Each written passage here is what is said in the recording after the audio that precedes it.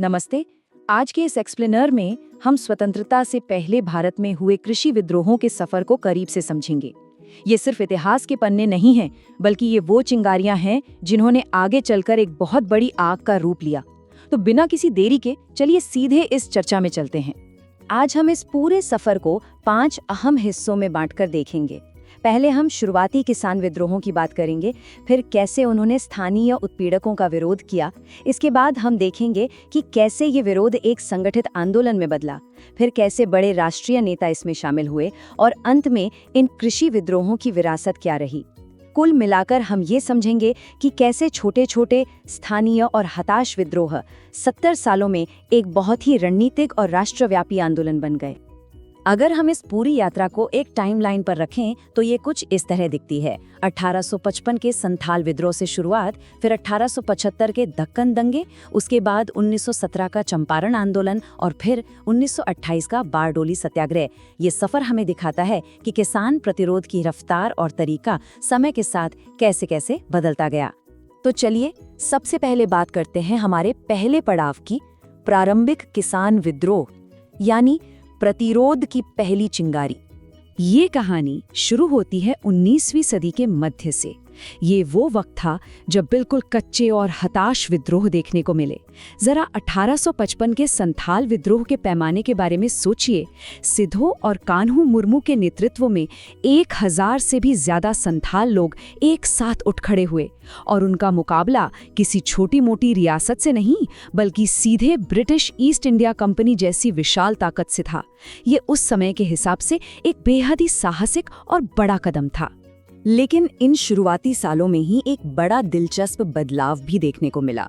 जहां संथालों ने सीधे पूरी ईस्ट इंडिया कंपनी की मशीनरी से टक्कर ली, वहीं 1859-60 के नील विद्रोह, जिसे हम इंडिगो रिवोल्ट भी कहते हैं, उसमें किसानों का लक्ष्य बिल्कुल सटीक था। उन्होंने सीधे तौर पर सिर्फ उन ब्रिटिश बागान मालिकों को निशाना बनाया जो उन पर जबरदस्ती और बहुत ही नुकसानदेह शर्तें थोप रहे थे। अब आगे बढ़ते हैं हमारे दूसरे हिस्से की तरफ, जहां किसानों का सामना विदेशी ताकत से नहीं, बल्कि अपने ही स्थानीय उत्पीड़कों और आंतरिक आर्थिक विरोधियों से हुआ। 1870 के दशक में आते आते विरोध का रुख उन आंतरिक आर्थिक उत्पीड़कों की तरफ मुड़ गया जो किसानों का खून चूस रहे थे।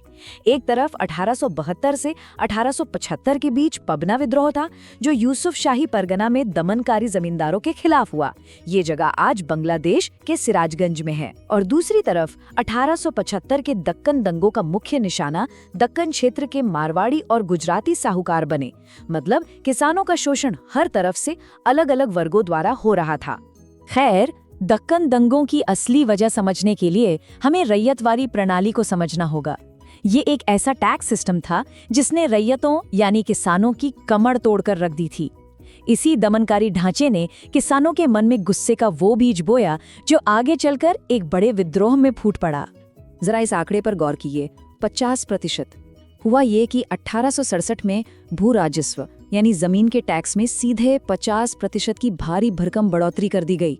ये सच में बर्दाश्त के बाहर था और यही वो चरम बिंदु बना जिसने अंततः 1875 के दक्कन दंगों की आग भड़काई।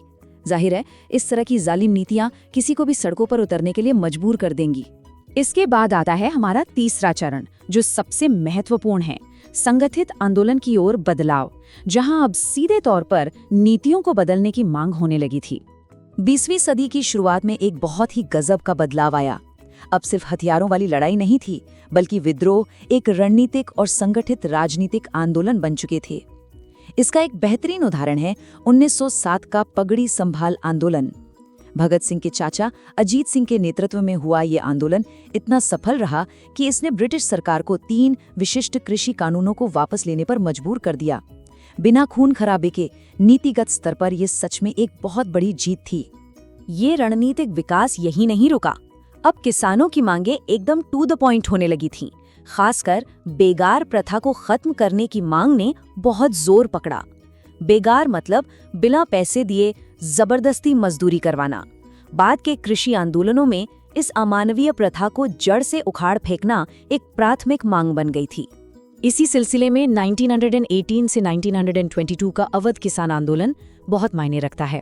इसका नेतृत्व बाबा रामचंद्र ने किया था, जो एक सन्यासी और फिजी के पूर्व गिरमिटिया मजदूर थे। इनके नेतृत्व में आंदोलनकारियों ने एकदम परिष्कृत रणनीति अपनाई, जैसे तालुकदारों और जमींदारों का सामाजिक बहिष्कार करना। इसके अलावा उनकी मांगें एकदम स्पष्ट थीं, लगान कम किया जाए और बेगार प्रथा तुरंत बंद हो। अब हम इस कहानी के चौथे अध्याय में प्रवेश कर रहे हैं, जब बड़े नेता प्रतिरोध में शामिल हुए और राष्ट्रीय स्तर के चेहरों का उदय हुआ। 1917 आते आते एक बात साफ हो गई थी कि ये स्थानीय कृषि संकट अब पूरे राष्ट्र की चेतना से जुड़ने लगा है। चंपारण का ही उदाहरण लेते हैं, जहां उत्पीड़न ने एक अजीब से गणितीय शोषण का रूप ले लिया था। यूरोपीय बागान मालिकों ने किसानों को मजबूर किया कि वे अपनी जमीन के 3/20वें हिस्से पर, और वो भी तय कीमतों पर, सिर्फ और सिर्फ नील उगाएं। इस व्यवस्था ने किसानों को आर्थिक रूप से एकदम निचोड़ कर रख दिया था। और इसी शोषणकारी गणित ने 1917 में महात्मा गांधी का ध्यान चंपारण की ओर खींचा। जब गांधी जी वहां पहुंचे तो जिला अधिकारियों ने उन्हें तुरंत चंपारण छोड़ने का आदेश दिया, लेकिन उन्होंने खुलेआम इस आदेश को मानने से इनकार कर दिया। ये एक टर्निंग पॉइंट था, क्योंकि इसी पल एक स्थानीय समस्या ने सीधे राष्ट्रीय स्तर के संघर्ष का रूप ले लिया था। इसके ठीक अगले साल 1918 में गुजरात के खेड़ा में फसलें पूरी तरह बर्बाद हो गईं। फिर भी सरकार ने भू राजस्व माफ करने से साफ इनकार कर दिया। तब गांधी जी और सरदार वल्लभ भाई पटेल ने किसानों को एक बहुत ही शानदार रणनीतिक सलाह दी कि जब तक सरकार उनकी मांगें नहीं मान लेती, तब तक वे टैक्स का भुगतान पूरी तरह से रोक दें। ये एक बेहद शक्तिशाली और संगठित सविनय अवज्ञा थी। इसी बीच 1921 में मालाबार क्षेत्र में मोपला विद्रोह हुआ। यहाँ मुस्लिम किराएदार, जिन्हें मोपला कहा जाता था, उनका संघर्ष हिंदू जमींदारों के खिलाफ था। उनकी शिकायतें भी कुछ वैसी ही थीं, कार्यकाल की सुरक्षा न होना, बेहिसाब किराया और दमनकारी वसूलियां। लेकिन ये आंदोलन अपने आप में बहुत अनूठा था, क्योंकि ये उस समय चल रहे खिलाफत आंदोलन के साथ पूरी तरह से विलीन हो गया था।